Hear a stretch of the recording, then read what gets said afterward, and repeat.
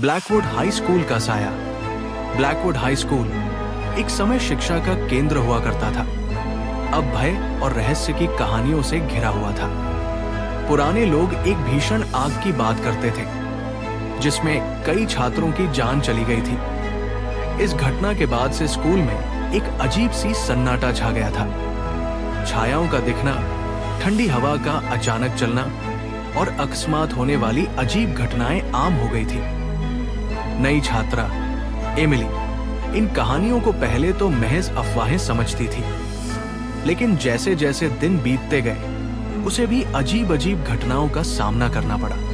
चीजें अचानक हिलने लगती, दरवाजे अपने आप बंद हो जाते और गर्मियों के दिनों में भी अचानक ठंडी हवा चलने लगती। एक रात जब एमिली देर रात तक पुस्तकालय में पढ़ रही थी, तो उसने संगीत कक्ष से एक धीमी उदास धुन सुनी। जिज्ञासा से भरकर वो संगीत कक्ष में गई। कमरा धूल से भरा हुआ था और मकड़ियों के जाले से लिपटा हुआ था।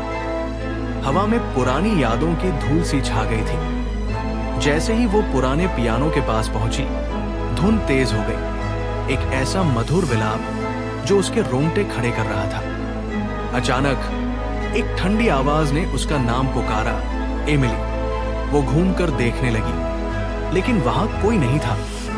धुन तेज होती गई और अधिक विरपूर्ण हो गई। तभी उसने देखा एक पारदर्शी आकृति, आंसू से भरी आंखों वाली एक युवा लड़की पियानो बजा रही थी। लड़की की नजर एमिली से मिली और उसके मन में दुख की लहर दौड़ गई। लड़की ने एक अंतिम विरपूर्ण राग बजाया और फिर धुएं की तरह गायब हो गई। संगीत कक्ष में सन्नाटा छा गया।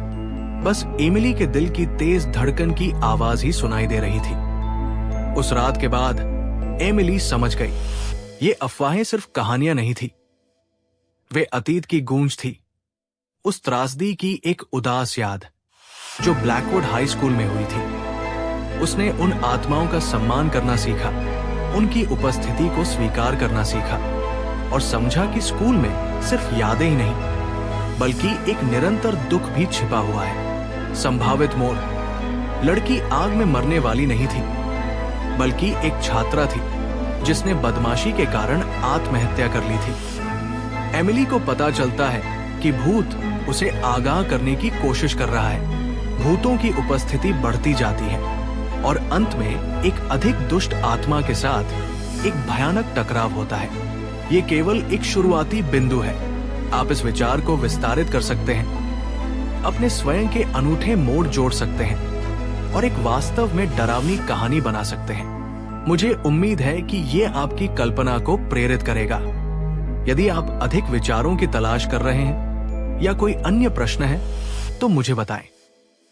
तो कैसी लगी दोस्तों आप सबको ये हॉन्टेड स्कूल की स्टोरी? अगर आपको ये स्टोरी अच्छी लगी तो हमारे चैनल को सब्सक्राइब कर दें और लाइक कर दें और बेल आइकन पर प्रेस कर दें, ताकि आपको लेटेस्ट हॉन्टेड स्टोरीज़ आप तक सबसे पहले पहुंच सकें। और याद से चैनल को सब्सक्राइब कर देना दोस्तों।